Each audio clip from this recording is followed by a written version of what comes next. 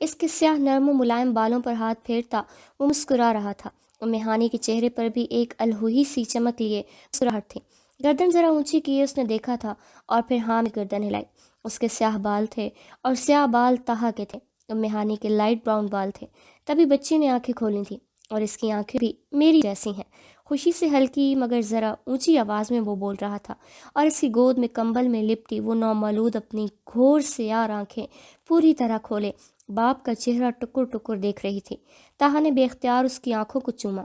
میری جنت نے سب سے پہلے بابا کا چہرہ دیکھا ہے، تم دیکھنا یہ سب سے زیادہ پیار بھی مجھ سے ہی کرے گی، پر یقین سے لہجے میں کہتا وہ آنے والے کل کے کئی خوبصورت خواب اپنی جگر جگر کرتی آنکھوں میں لیے ہوئے تھا۔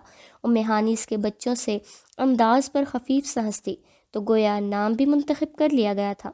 اچھا اب مجھے بھی دکھا دیں تاکہ تھوڑا سا پیار مجھ سے بھی کر لے آپ کی جنت، مسکراتے ہوئے اسے چھیڑنے کو کہتے وہ ہاتھ بڑھائے ہوئی تھی۔ طاہا نے اس کے پہلو میں اس کے بازو پر لٹایا تھا۔ میں ڈاکٹر سے مل کر آتا ہوں۔ خود وہ اٹھ کر باہر نکل گیا۔ ام ہانیہ بغور اس ننھے سے کھلونے کا محبت بھری نظروں سے جائزہ لے رہی تھی۔ تم سنبھال لوگی نا؟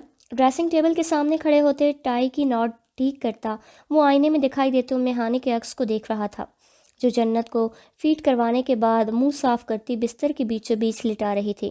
خفگی سے اسے دیکھا جو آئینے میں اسے ہی دیکھ رہا تھا۔ طاہا آپ ایک کام کریں، جنت کو بیگ میں ڈال کر ساتھ آفس لے جائیں۔ وہ بری طرح چڑی تھی۔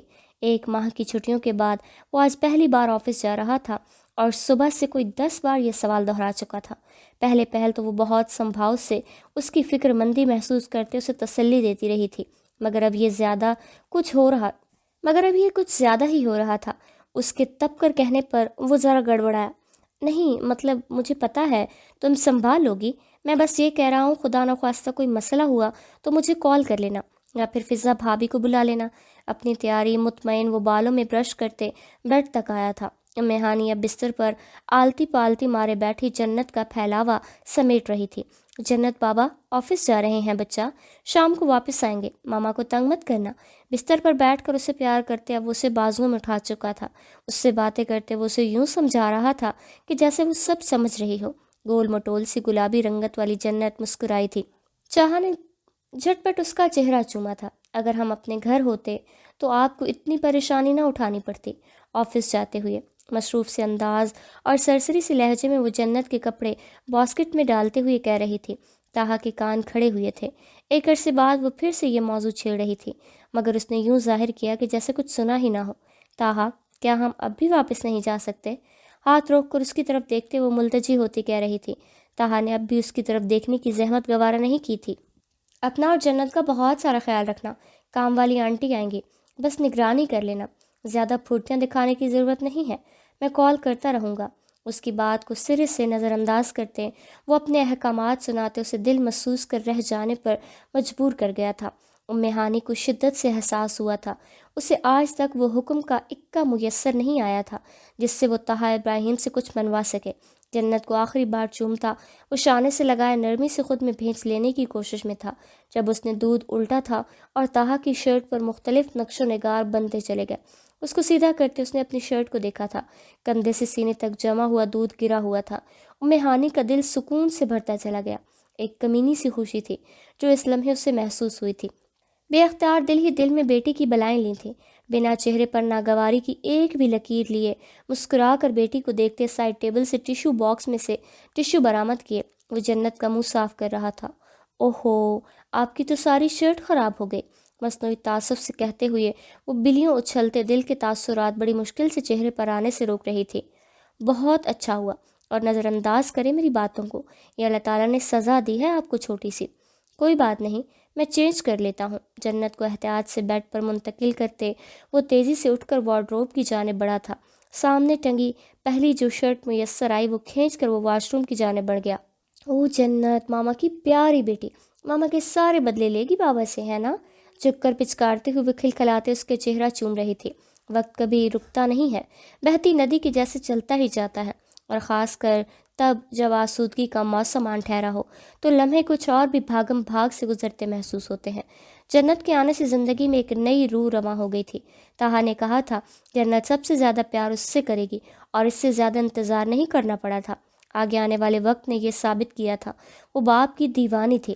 روتی ہوئی ہانی سے زیادہ وہ اس کی گود میں جا کر بہل جایا کرتی تھی۔ رات کو جب تک وہ اسے اپنے سینے پر لٹا نہ لیتا وہ سوتی نہیں تھی۔ وہ ایک بہترین باپ ثابت ہوا تھا۔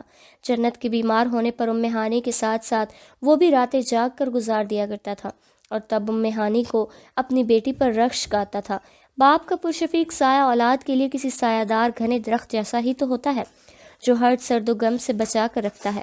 ہانی نے اس سائے کے ہوتے ہوئے بھی اس کی چھاؤں نہیں دیکھی تھی۔ جنت کو دنیا میں ہی جنت میسر تھی، کیونکہ بیٹیوں کی دنیا باپ کے پیار بھرے محفوظ سائبان میں جنت ہی تو ہوتی ہے۔ اور ہانی دعا کیا کرتی تھی، یہ جنت ہمیشہ قائم و دائم رہے۔ زندگی کے معنی بدل گئے تھے۔ ایک چھوٹی سی جان اب محور زندگی بن گئی تھی۔ اسے ہر دن بڑا ہوتا دیکھتے ایک روح تک کو سیراب کرنے جیسا احساس تھا۔ تاہا کو تو ویسے بھی خپت تھا اس کی ہر چھوٹی بڑی سرگرمی کو کیمرے کی آنکھ میں قید کرنے کا۔ اس کی پہلی بار بیٹھنے، رینگنے، چلنے اور پہلا لفظ بولنے تک کی ویڈیوز اس نے بنائی تھی۔ جنت نے جب بولنا سیکھا تھا تو پہلے بابا لفظ بولا تھا۔ تاہا کی خوشی دیدنی تھی۔ کتنے دن تو وہ ہانی کو جتاتا اور چڑھاتا رہا تھا، اور وہ کبھی تو چڑھتی تھی اور کبھی اس کی اس قدر اپنی بیٹی سے اٹیچمنٹ پر دل ہی دل اللہ تعالیٰ کا شکر ادا کیا کرتی تھی۔ اس کی بیٹی باپ کی محبت میں اس کی طرح ہر ماں نصیب نہیں تھی۔ زندگی خوبصورت تھی، بس ایک کمی سی تھی، اپنوں کے ساتھ نہ ہونے کی کمی۔ اسے لگتا تھا وہ کبھی نہ کبھی تاہا کو منا ہی لے گی، مگر اب اس کا دیا بھی سوکھ کر بجھنے لگا تھا۔ جب کبھی وہ کوئی ذکر چھیڑتی، وہ یا تو بالکل نظر انداز کر جاتا یا نہایت خوش اسلوبی سے موضوع ہی بدل دیتا۔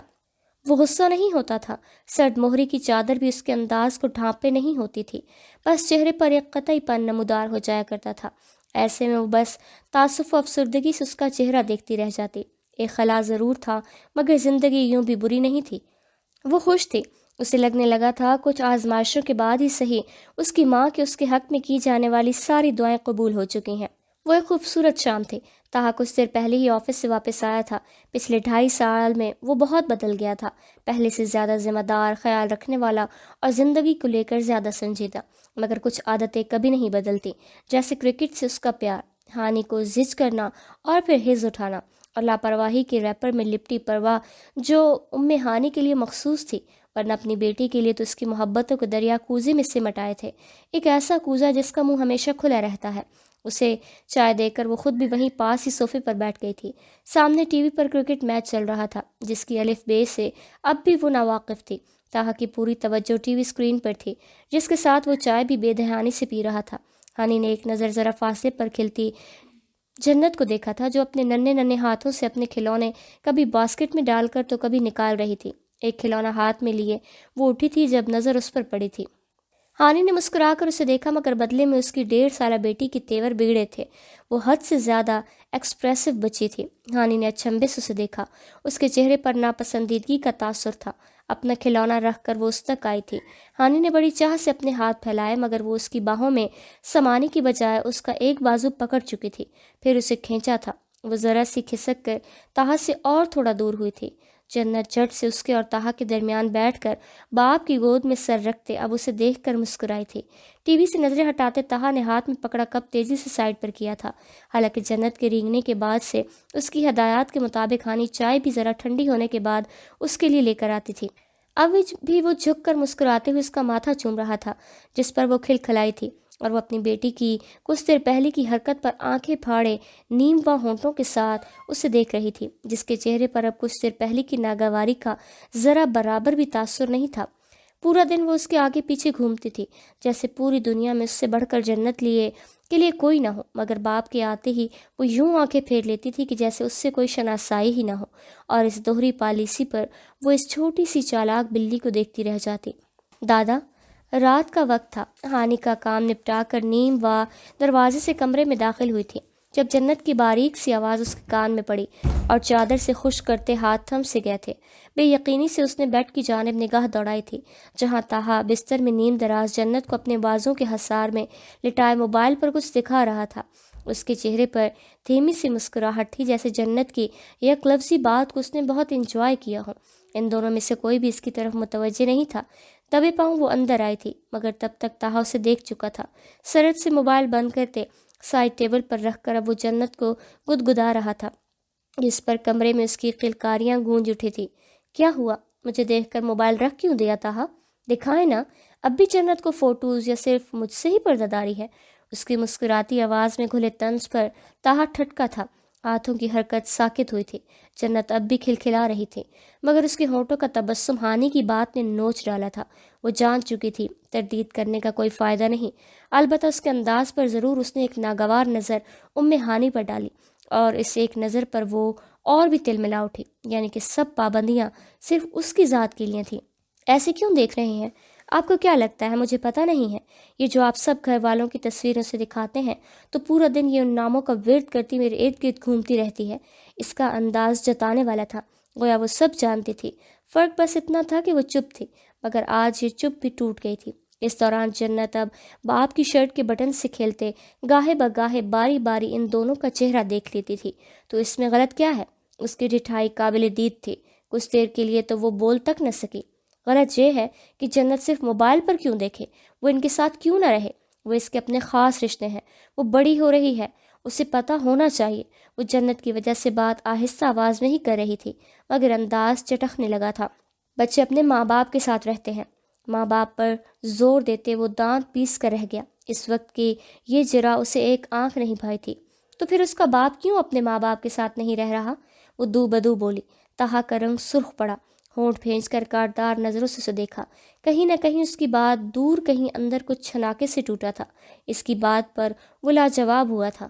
ہانی، میرا دماغ خراب مت کرو۔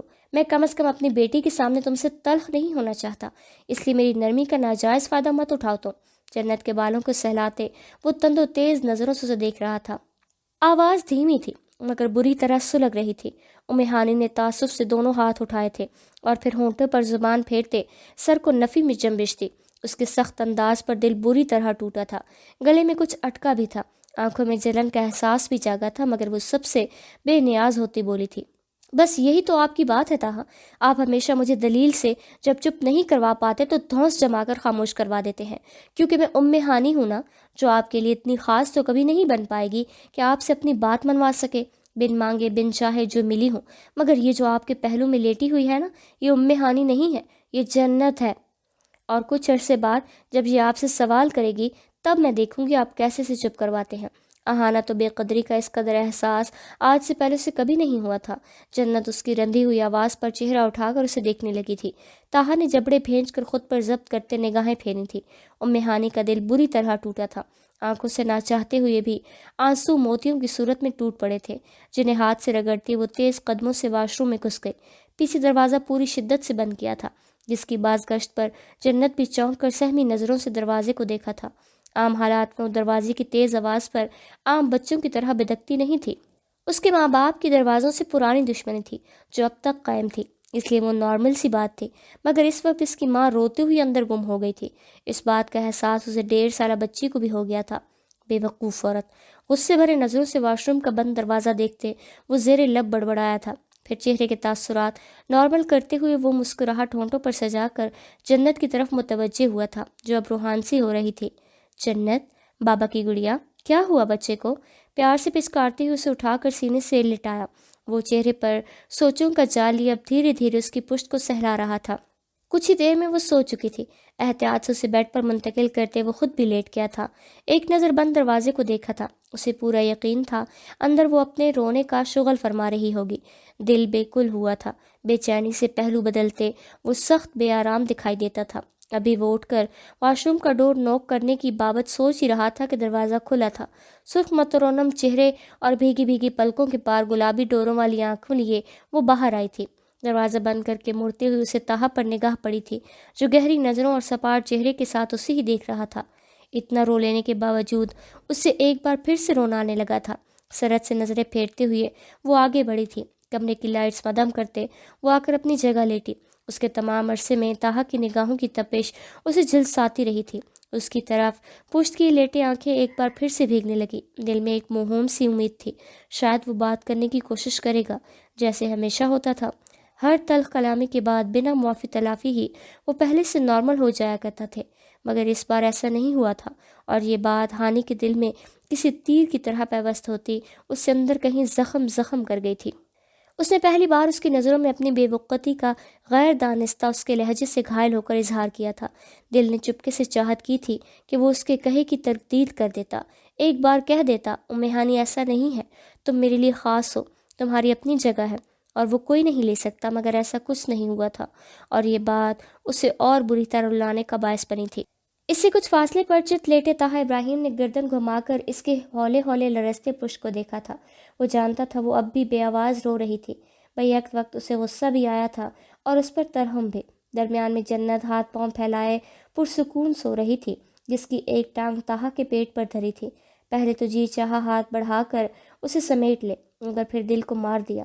مصلحت آڑے آ گئی تھی، اگر آج وہ نرم پڑ جاتا تو اسے اور شے مل جاتی، اس لیے آگے چل کر سر پکڑنے سے بہتر تھا کہ وہ ابھی کچھ دیر اس کا رونا برداشت کر لیتا۔ یہ مشکل تھا، مگر آئندہ کے امن و امان کے لیے ضروری تھا۔ کافی دیر گزر گئی تھی۔ ہر امید جب دم توڑ گئی تو جنت کے کسمکانے پر ہانی نے ایک گہرا سرد سانس خارج کرتے کروٹ بدلی۔ سوئی ہوئی جنت کی پیشانی چومتے ایک بازو کا اس کے گرد حصار بنائے نہ چاہتے ہوئے بھی نگاہ اس پر پڑی تھی۔ سیدھا لیٹا وہ پرسکون سا سو رہا تھا، سانسوں کی مدھم رفتار اس کی گہری نیند کی غماس تھی۔ سیدھی کھڑی مغرور ناک اس کی حاکمیت بھری طبیعت کا خوب پتہ دیتی تھی۔ باہم بھینچی ہوئی لبوں سے وہ سوتے ہوئے بھی ناراض لگتا تھا۔ دل پر پڑی گرا کچھ اور بھی پکی ہوتی گئی تھی۔ دل اس وقت اسے دیکھنے کو بالکل نہیں چاہ رہا تھا۔ آنکھوں کو سختی سے بند کرتے اس کا چہرہ اس نے تصور سے بھی چٹک دینا چاہا۔ اور اگلی صبح پہلی بار ایسا ہوا تھا کہ طاہا نے مفاہمت کی کوشش نہیں کی تھی۔ چپ چاپ ناشتہ کرتے وہ معمول کے انداز میں جنت کو والہانہ پیار کرتے رخصت ہوا تھا۔ ہانی نے بھی کوئی خاص نوٹس نہیں لیا تھا۔ دل اپنا اس قدر رنجیدہ ہوا جا رہا تھا کہ اس کی خفگی کی پرواہ وہ دل کی دہائی کے باوجود کرنے کو تیار نہیں تھا۔ روزمرہ کاموں سے فراغت کے بعد وہ جنت کے ساتھ دوپہر کے وقت تھوڑی دیر کے لیے سو گئی تھی، اور پھر اس کی آنکھ دروازے پر ہونے والی بیل پر کھری۔ احتیاط سے اٹھ کر ایک نظر سوئی ہوئی جنت کو دیکھ کر خود وہ چادر اچھے سے سر پر لیتے باہر آئی۔ لاؤنج کی دیوار پر لگی گھڑی 3 بجا رہی تھی۔ ڈور کا والیٹ گرانے سے پہلے اس نے احتیاط پوچھا تھا، اور پھر دروازہ کھولنے پر وہ ششدر رہ گئی۔ سانس روکے پھٹی آنکھوں سے وہ دنگ ہوئی کھڑی کی کھڑی رہ گئی۔ ہوش تب آیا جب فائزہ نے خود آگے بڑھ کر اسے گلے لگایا تھا۔ تو یہ سب حقیقت تھی۔ وہ جاگتی آنکھوں سے خواب نہیں دیکھ رہی تھی۔ تیزی سے نم ہوتی آنکھوں کے ساتھ وہ مسکرائی تھی، اپنے ہاتھوں کا ان کے گرد مضبوطی سے حصار کرتے، منہ ان کے شانے میں دھنساتے۔ وہ بیک وقت رو بھی رہی تھی اور مسکرا بھی رہی تھی، اور آنسو تو فائزہ کی آنکھوں سے بھی رواں تھے۔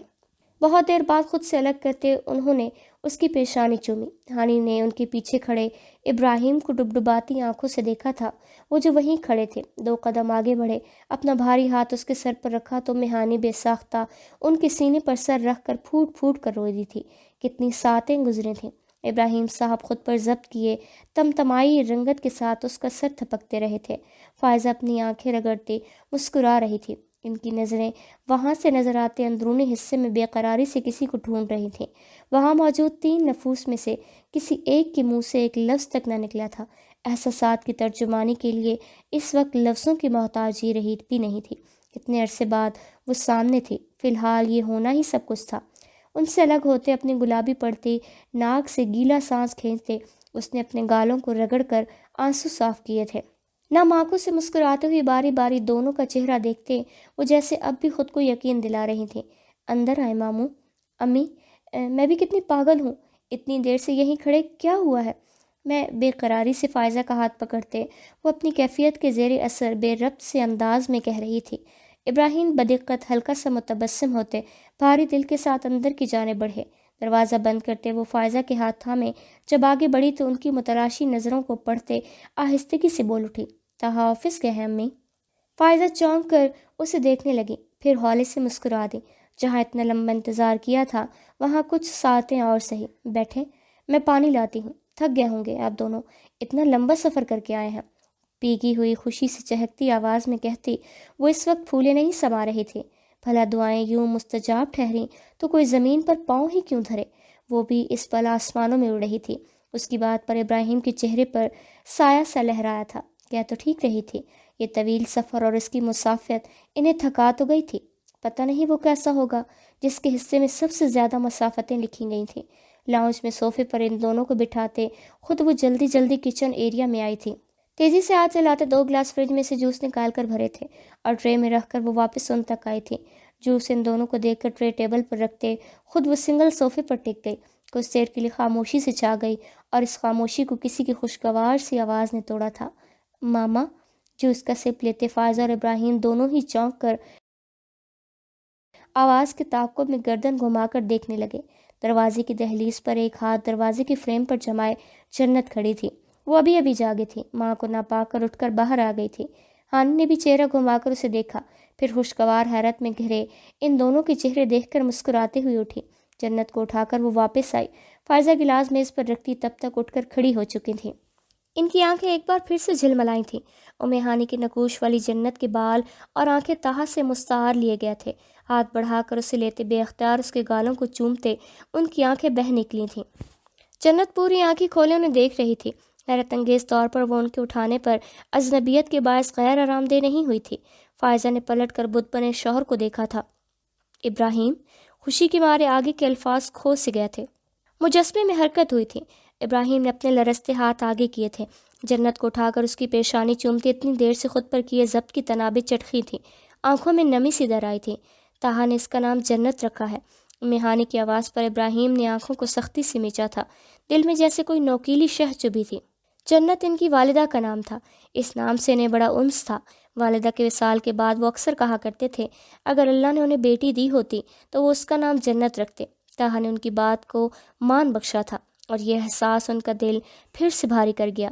ان کے برابر میں بیٹھتے فائزہ نے ان کے کندھے پر ہاتھ رکھا تھا۔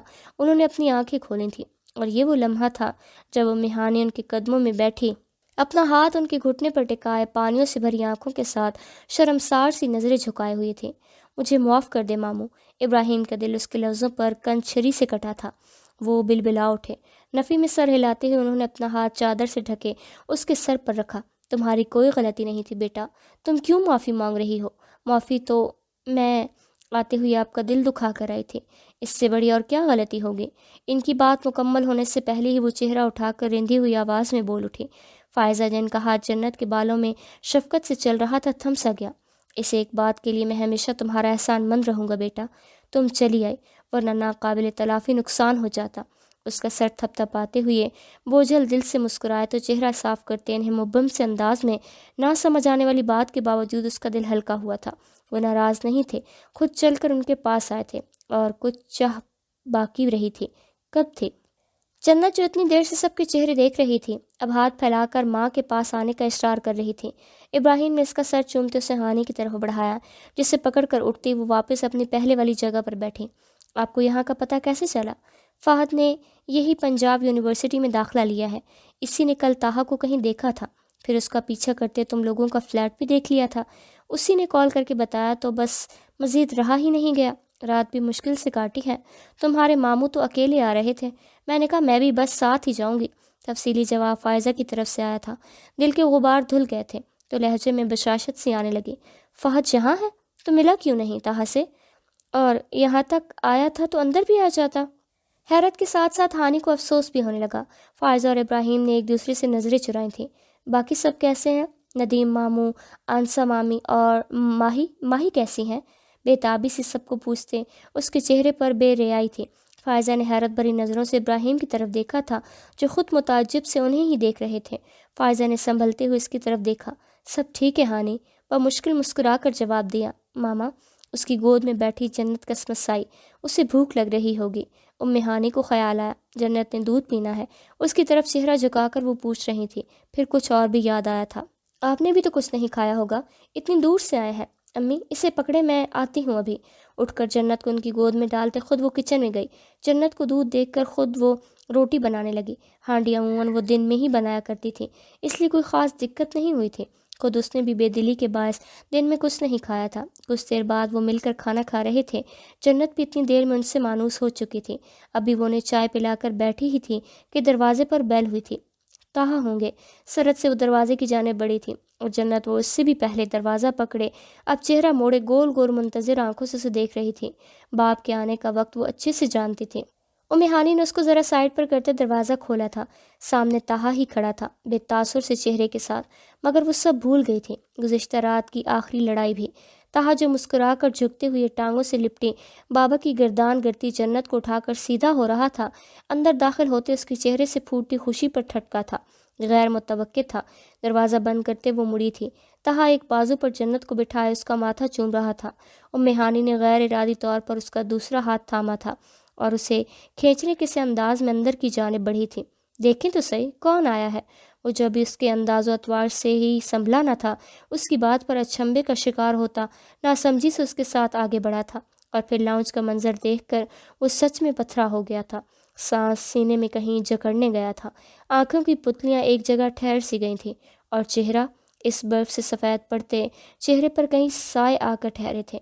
हानी ने उसका हाथ छोड़ते जन्नत को उससे लिया था, जिस पर उसने एहतजाज किया था, मगर पहली बार उसके बाप ने उसके इस मासूम से एहतजाज पर कान नहीं धरे थे। उसने इसकी माँ को ऐसा करने से मना नहीं किया था, बल्कि बेजान मूरत की तरह उससे माँ के हवाले कर दिया। फ़ायज़ा से यूँ सामने देखकर बेख्तियार उठी, आंखों पर छाई धुंध को साफ किया था, जो उसके चेहरे के खदोखाल को गड़मट कर रही थी। कितनी बेरहम थी, अभी भी इन्हें वो चेहरा देखने को तरसा रही थी, जिसके लिए पिछले 2.5 सालों में वो पल पल तड़पी थी। तेजी से आंखों को मसलते इनके होंठों से दबी दबी सी सिसकी बरामद हुई थी। आंखें खोलीं तो इस बार उसका वजीह चेहरा साफ नजर आ रहा था, और इससे भी साफ उस पर छाई दर्द की तहरी, बेबसी का एहसास और ढेर सारी नाराज़गी सब नजर आ रहा था। बस तब देखने में गलती हो गई थी। कोई धुन थी जो आड़े आ गई थी। भारी दिल और जंजीर हुए कदमों से वो खुद ही चल कर उस तक आई थी, क्योंकि वो तो बर्फ़ के मुजस्मे में ढल चुका था। मुंजमद सी सर्द यख ठंडी न पिघलने वाली बर्फ़ का मुजस्मा। अपनी ममता भरी आंच तो अब इन्हें ही देनी थी। पहले ही देर हो गई थी। इस बार की देर वो करना नहीं चाहती थी। उसके करीब खड़े होते, उसको शानों से थाम कर उसकी मौजूदगी का खुद को यकीन दिलाते वो बेबसी से रोते हुए हंसी थी। उसके चौड़े चकले वजूद के गिर्द अपने नहीफ बाजुओं का हसार बनाते वो उसे खुद में भेजने की चाह लिए फूट फूट कर रही थी। ताहा ने उनके गिर्द हसार नहीं बनाया था, मगर वो थोड़ा झुक गया था। एक लाशऊरी कोशिश। उसका कद लंबा था, फ़ायज़ा को गले लगाने में मुश्किल आती थी। आँख की साकित पुतलियों में जंबिश हुई थी। उनके शाने पर धरे होंठों ने नरमी से उन्हें छुआ भी था। सीने में जमा शुदा सांस रुक रुक कर होंठों से खारिज हुआ था। बर्फ़ पिघलने को थी, बस वो खुद को आजमा रहा था। ज़ब्त की बड़ी कड़ी आजमाइश थी जो उसकी अपनी मुंतखब शुदा थी। खुद से अलग करते उसका चेहरा हाथों के प्यालों में भरे फ़ायज़ा ने उसकी पेशानी चूमी थी। हानी होंठ भेजे अपनी आंखों को बहने से रोक रही थी, मगर वो फिर भी बह रही थी। और जन्नत मुंह बसोर कर नाराज़गी से माँ के कंधे पर सर रखे बाप को देख रही थी। इस सब में बस इब्राहिम थे, जो चुपचाप सोफे पर दोनों हाथों को बाहम मिलाए मुस्तरिब से निगाहें नीचे किए बैठे थे। ताहा की नज़र उन पर पड़ी और न जाने क्या कुछ याद आया था। बहुत सी अजियतनाक वहशत उसके रगो पे में फैलती चली गई। उनसे लाख गिले सही, मगर यूं निदामत से झुके सर के साथ उन्हें देखना कितना तकलीफ दे था, ये उसने आज जाना था। वो तो गुस्सा करते, रोब जमाते और खरी खरी सुनाते अच्छे लगते थे। ये लम्हा कभी नहीं आना चाहिए था, और किसी औलाद के सामने तो ये मंजर कभी नहीं आना चाहिए। बाप पशेमान होते हैं तो दिल दुखता है, रूह कुरलाती है और सांस सांस लम्हा लम्हा उखड़ती है। तहा भी बैक वक्त कहीं कैफियत का शिकार हुआ।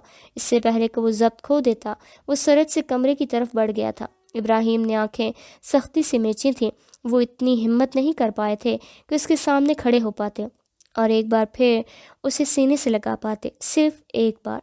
मगर वो लम्हा वो अपनी अजली रखाई और अपने और उसके बीच की खलीज में खो चुके थे। फ़ायज़ा ने बेचैनी से उसे देखा, उसके पीछे कदम भी बढ़ाए थे, पर दूसरे ही कदम पर रुक गई थी। हानि भी हैरानगी से इसी जानिब देख रही थी जहाँ से अभी अभी वो गुजर कर अंदर दरवाजे के पीछे गुम होता दरवाज़ा बंद कर गया था।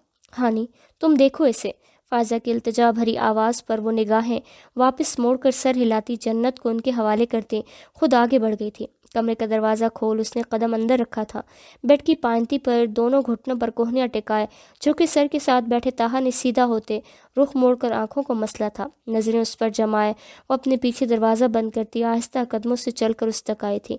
उसके बराबर बैठकर एक गहरी निगाह उसके सुर्ख पड़ते चेहरे पर डाली थी। हानी को इसकी पलकें भीगी भीगी सी मालूम हुई थी। सूरज गरूब होने को था। खिड़की के आगे बराबर किए पर्दे के बायस कमरे में मलगजा सा थोड़ा थोड़ा अंधेरा भरने लगा था। کچھ دیر خاموشی رہی تھی۔ ام ہانی کو لگا تھا کہ شاید وہ ان کی آمد کے بابت کوئی سوال کرے گا، مگر وہاں صرف خاموشی تھی، ایک عجیب سی بے چین کر دینے والی خاموشی، پراسرار سی، تہ در تہ لپٹی ہوئی۔ ایسے کیوں چلے آئے؟ ماموں سے ملے بھی نہیں۔ اس کا انداز سرزنش کرنے جیسا نہیں تھا، نرم، دھیما، سمجھانے والا۔ مجھے کسی سے نہیں ملنا، سخت خفگی سے کہتے ہوئے اس کے ماتھے کی نیلی رگیں واضح ہوئی تھیں۔ ہانی کو دکھ ہوا، اتنی سنگ دلی کی شاید اسے طاہا ابراہیم سے اب تو امید نہیں تھی، مگر وہ اس پتھر سے ایک بار پھر سر تو ضرور پھوڑنا چاہتی تھی جو اب رخ پھیرے ہوئے تھا۔ کیوں نہیں ملنا؟ وہ خود چل کر آئے ہیں اتنے دور سے آپ سے ملنے کے لیے، اور آپ اتنی آسانی سے کہہ رہے ہیں نہیں ملنا؟ وہ کسی نہیں ہے طاہا، آپ کے ماں باپ ہیں۔ بڑی مشکل سے اپنے لب و لہجے کو نرم رکھتے وہ ملتجی سی کہہ رہی تھی۔ طاہا کی گردن کی گلٹی ڈوب کر ابھری، آسانی سے یہ الفاظ دل میں چپ سے گئے تھے۔ آنکھوں کی جلن ناقابل برداشت ہونے لگی۔ نمی روکنا اب محال تھا، مگر وہ روک گیا تھا۔ وہ یوں ہی بیٹھا رہا، بنا جواب دیے، خلاؤں میں گھورتا اس کی طرف سے رخ موڑے۔ ام ہانی کو اس کا چہرہ دیکھنے کے لیے ترچھا ہو کر بیٹھنا پڑا تھا۔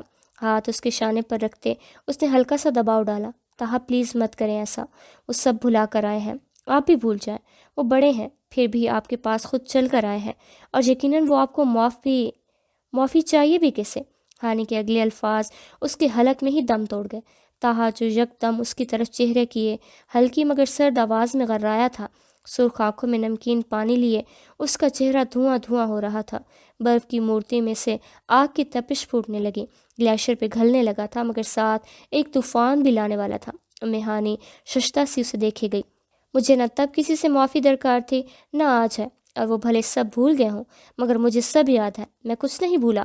خود اذیتی کے انتہا پر کھڑے ہوتے چبا چبا کر کہتا وہ سر کو نفی میں ہلا رہا تھا۔ ام ہانی کے اعصاب چٹکنے لگے تھے۔ سامنے بیٹھا شخص اب بے طرح غصہ دلا رہا تھا۔ مفاہمت کی ڈور اس کے ہاتھ سے چھوٹنے لگی تھی، مگر اس نے ہمت نہیں ہاری تھی۔ ایک گہرا سانس خارج کرتے اندر کے غبار کو باہر دھکیلتے وہ ایک بار پھر گویا ہوئے، وہ ہمیں لینے آئے ہیں طاہا۔ پچھلی باتوں کو دل سے لگائے رکھنے سے فاصلے مزید بڑھیں گے۔ اللہ ہمیں موقع دے رہے ہیں تو کیوں ناشکری کر رہے ہیں؟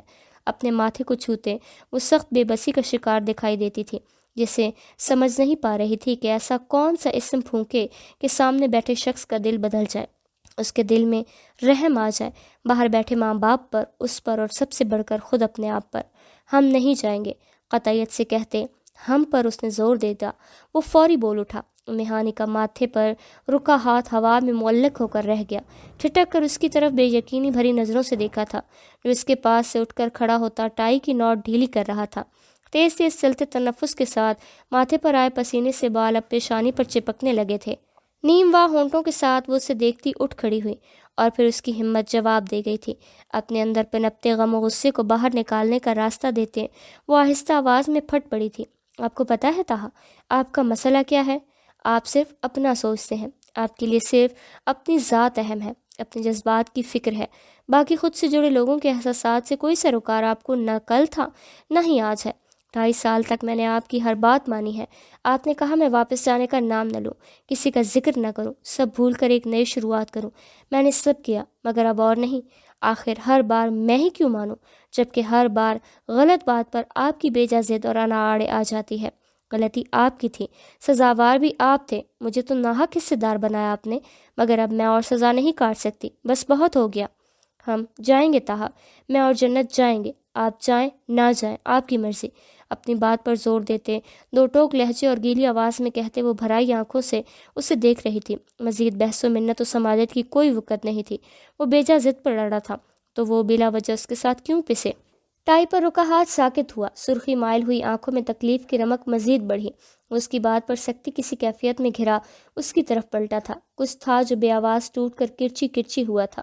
شاید اس کا مان تھا تو وہ اب بھی اس کے لیے ہم کی فہرست میں نہیں آ پایا تھا۔ وہ اس دائرے سے باہر کھڑا تھا۔ پچھلے 2.5 سال کی رفاقت بھی اس کے دل میں اس کے لیے جگہ بنانے میں ناکام ٹھہری۔ وہ جذبات و احساسات کی جس نہج پر کھڑا تھا، اس کے اندر بو رہی توڑ پھوڑ میں ام ہانی کے اس بات نے تابوت میں آخری کیل ٹھونکنے کا سا کام کیا، اور ام ہانی کے فرشتوں کو بھی نہیں خبر ہوئی تھی کہ وہ اس کی عام سی بات کو کس خاص تناظر میں دیکھ رہا تھا۔ جب فیصلہ کر ہی لیا ہے تو جاؤ، پھر روکا کس نے ہے؟ مجھے کوئی فرق نہیں پڑتا اب، نہ کسی کے آنے سے اور نہ ہی کسی کے جانے سے۔ سنا تم نے؟ اب کوئی فرق نہیں پڑتا، سخت کٹیلے سے انداز میں کہتے پہلی بار اس کی آواز اونچی ہوئی تھی۔ ام ہانی کی آنکھیں اہانت کے احساس سے بھر آئی تھیں۔ ایک دوسرے کے سامنے کھڑے ان دو نفوسوں کا المیہ یہ تھا کہ وہ دونوں ہی اس وقت اپنے اپنے احساسات کے زیر اثر اس قدر مرعوب ہو چکے تھے کہ دوسروں کو سمجھنا چاہتے ہی نہیں تھے۔ میں جنت کو بھی ساتھ لے کر جاؤں گی، مرے سے انداز میں اس نے ایک بار پھر واضح کیا۔ شاید کوئی آس تھی جو اب بھی ٹمٹما رہی تھی۔ وہ اچھے سے جانتی تھی جنت اس کی سب سے بڑی کمزوری ہے۔ طاہا نے ایک قہر بھری نظر اس پر ڈال کر مٹھی بھینچ کر خود پر قابو پایا تھا۔ اسے لگا تھا جیسے آج ضرور اس کی برداشت کی سبھی حدیں ٹوٹ جانی ہے۔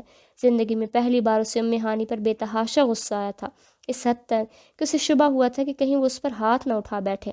ہر لمحہ بلند ہوتے فشار خون سے اسے اپنے دماغ کی نسیں پھٹتی محسوس ہو رہی تھیں۔ اس وقت اس کے منظر سے ہٹ جانے میں ہی عافیت تھی، اور اس نے ایسا ہی کیا تھا۔ ام ہانی نے ڈبڈبائی ہوئی آنکھوں سے اس کی پشت کو دیکھا تھا اور پھر منہ پر ہاتھ رکھے وہ اپنی چیخوں کا گلا گھونٹتے ہوئے پھوٹ پھوٹ کر رو دی۔ کمرے کا دروازہ کھلنے کی آواز پر جنت کو گود میں لیے بے چینی سے ادھر ادھر چکر کاٹتی فائزہ اور صوفے پر مضطرب سے بیٹھے ابراہیم نے دونوں نے ہی گردن گھما کر دیکھا تھا۔ جنت نے اسے دیکھ کر مسکراتے ہوئے کسمسا کر اپنی ننھی ننھی دونوں بازوں کو پھیلا کر اٹھانے کی فرمائش کی تھی۔ سرخ چہرے اور پھینچی ہوئی جبڑے کے ساتھ وہ بنا ان کی طرف دیکھے لمبے لمبے ڈگ بھرتا نکلتا چلا گیا تھا۔ طاہا، بابا! بیک وقت فائزہ اور جنت نے اسے آواز دی تھی، مگر اندر کا غبار اس قدر زیادہ تھا کہ کوئی آواز اس کے کانوں تک پہنچ ہی نہیں پا رہی تھی۔ بیرونی دروازہ کھلا تھا اور پھر بند ہونے کی آواز آئی تھی۔ ابراہیم نے شکست خوردہ انداز میں چہرہ اٹھا کر آنکھیں میچی تھی۔ جنت اس کے یوں خود کو نظر انداز کر کے جانے پر اب باقاعدہ رونے لگی تھی۔ فائزہ اپنے آنسو روکتے اس کو بہلانے کی کوشش کر رہی تھی۔ کچھ دیر بعد کمرے کا دروازہ کھلا تھا۔ متورم آنکھوں اور ستے ہوئی چہرے کے ساتھ وہ باہر آئی تھی۔ میں اور جنت ساتھ چلیں گے، میں سامان پیک کر لیتی ہوں، رندی ہوئی آواز میں کہتے نظریں چراتے وہ واپس مڑ گئے۔ ان دونوں کے چہروں پر مایوسی کے بادل کچھ اور گہرے ہوئے تھے۔ جنت اب بھی رو رہی تھی۔ آج کا دن اس کے لیے حیران کن تھا۔ پہلی بار تھی جو اس کے رونے کا اس کے ماں باپ پر مطلق اثر نہ ہوا تھا۔ فائزہ اور ابراہیم ٹیکسی ہائر کر کے آئے تھے۔ جس گھڑی فائزہ کے ساتھ پچھلی سیٹ پر بیٹھی وہ لمحہ لمحہ اس منزل کی طرف بڑھ رہی تھی جس کا اس نے پچھلے 2.5 سال میں ہر پل انتظار کیا تھا۔ دل کہیں پیچھے رہتا محسوس ہو رہا تھا۔ اسے بہت خوش ہونا چاہیے تھا، مگر اپنے عجیب سے محسوسات کو سمجھنے سے وہ قاصر تھی۔ جنت اس کی گود میں سو چکی تھی۔ ابراہیم آگے والی سیٹ پر ڈرائیور کے ساتھ بیٹھے اس کی کسی بات کا جواب دے رہے تھے۔ مغرب کا وقت گزر چکا تھا۔ اندھیرے کو چیرنے کی کوشش میں روڈ کے اطراف لگی لائٹ سرگرم عمل تھیں۔ فضا میں ہلکی سی خنکی در آئی تھی۔ باہر دوڑتے مناظر سے نگاہ ہٹا کر گردن گھماتے اس نے ساتھ بیٹھی فائزہ کو دیکھا۔ مضطرب سی وہ کھڑکی سے باہر دیکھ رہی تھی۔ ہاتھ بڑھا کر ان کے کندھے پر ہلکا سا دباؤ ڈالا تو وہ چونک کر اس کی طرف خالی خالی نظروں سے دیکھنے لگی۔ ہانی غمگین دل کے ساتھ دھیما سا مسکرا دی، پھر تسلی دینے والے انداز میں آنکھوں سے اشارہ کیا۔ بہت جلد طاہا بھی آ جائیں گے امی، کسی اور کے لیے نہ صحیح اپنی جنت کے لیے ضرور آئیں گے۔ معنی خیز سے انداز میں نرمی سے کہنے پر فائزہ نے بے دلی سے بمشکل ہی مسکرا دیا۔ انشاءاللہ۔ جس لمحے وہ لاہور کی حدود سے نکل رہے تھے وہ سڑکیں ناپ کر نہ جانے کہاں کہاں کی خاک چھانتے واپس آیا تھا، الجھی ہوئی حلی اور بکھرے بالوں کے ساتھ، چہرے پر طویل مسافتوں کی گرد اور جھکے کندھوں پر بہت سا بوجھ لیے۔ فلیٹ کے باہر کھڑا تھا۔ دروازے پر لگے تالے نے اس کا منہ چڑھایا تھا۔ تھکن میں ایک بار کئی گنا زیادہ اضافہ ہوتا چلا گیا۔ اپنی جیب میں موجود چابی سے دروازہ کھول کر وہ اندر آیا تھا۔ پورا فلیٹ روشنی میں پہلے سے ہی نہا رہا تھا۔ مکین جا چکے تھے، مگر اپنی موجودگی کے سبھی نقش وہیں چھوڑ گئے تھے۔ دل کی ویرانی میں نامعلوم سی اداسی کا ڈیرا کچھ اور وسیع ہوتا چلا گیا تھا۔ شاید اسے لاشعوری طور پر توقع تھی کہ وہ اس کے منتظر ہوں گے۔ اس نے 2.5 سال سہا تھا، اتنا رد عمل تو اس کا حق بنتا تھا۔ کچھ وقت تو سنبھلنے کا درکار اسے بھی تھا۔ ایک عرصہ سب کی ناراضگی برداشت کی تھی، اس کی خف کی چند پل بھی خاطر میں نہ لائی گئی تھی۔ بہت سی زہریلی سوچیں اس کے ذہن کو پراگندہ کرنے لگیں۔ چہرے پر ایک طنز بھری مسکراہٹ آ کر اپنی چھاپ دکھاتی معدوم ہوئی۔ نڈھال سے انداز میں صوفے پر بیٹھے اس نے اپنا سر پشت پر ڈال دیا۔ اب اس کا چہرہ اور بھی واضح دکھائی دیتا تھا۔ تھکن زدہ، درد میں ڈوبا، مزدگی کی تحریر لیے ہوئے، سرخ گوشوں سے مزین سیاہ آنکھیں چھت پر ٹکی ہوئی تھیں اور یادوں کا دھواں ہر منظر دھندلا کرنے کو تھا۔ رات کے 12:15 بجے دیوار پھلانگ کر ہڈی سے سر کو کور کیے وہ اس چھوٹے سے لان میں کودا تھا۔ محتاط سے انداز میں آہستہ آہستہ چلتا ہوا وہ آگے بڑھا۔ گھر کے بیرونی حصے میں جلتی لائٹس میں اس کا ہیولا ہر گزرتے لمحے گھر کے اندرونی دروازے کی طرف بڑھتا جاتا۔ وہ دراز قامت، لمبی ٹانگوں والا اور مضبوط جسامت کا حامل تھا۔ دروازے پر پہنچ کر سر سے ہڈی ہٹاتے اب اس کا چہرہ واضح تھا، سیاہ قدرے، تھوڑے لمبے بال جو ماتھے پر بکھرے اس کی بھووں تک آتے تھے، سیاہی قدرے، بڑی بڑی آنکھیں اور کھڑی ناک کے ساتھ چہرے پر 2-3 دن کی ہلکی سی شیو لیے مجموعی طور پر اس کا تاثر صاف رنگت والے ایک خوش شکل و وجیح مرد کا سا تھا۔ ارد گرد دیکھتی ہوئی اس نے اپنی جینس کی جیب سے موبائل نکالا تھا اور پھر چہرے پر ہلکی سی بے چینی لیے اس کا لاک کھولا۔ اس کا میسج ابھی تک ان سین تھا۔ گہرا سانس بھرتے اس نے کال ملائی تھی۔ کان سے موبائل لگاتے ہوئے وہ ادھر ادھر دیکھتا، ایک ٹانگ ہلاتا ہوا کال ریسیو کرنے کا منتظر تھا۔ تیسری بیل پر کال پک کر لی گئی تھی۔ وعلیکم السلام، میں باہر کھڑا ہوں، جلدی آؤ۔ دوسری طرف سے حیران سی نسوانی آواز میں دبے سلام پر جلدی سے کہتے وہ کال کاٹ چکا تھا۔ فون واپس جیب میں اڑستے اسے کچھ دیر ہی گزری تھی کہ دروازے کی کنڈی کھلنے کی آواز آئی، جس کے ساتھ ہی اس کی سانس میں بھی سانس آئی تھی۔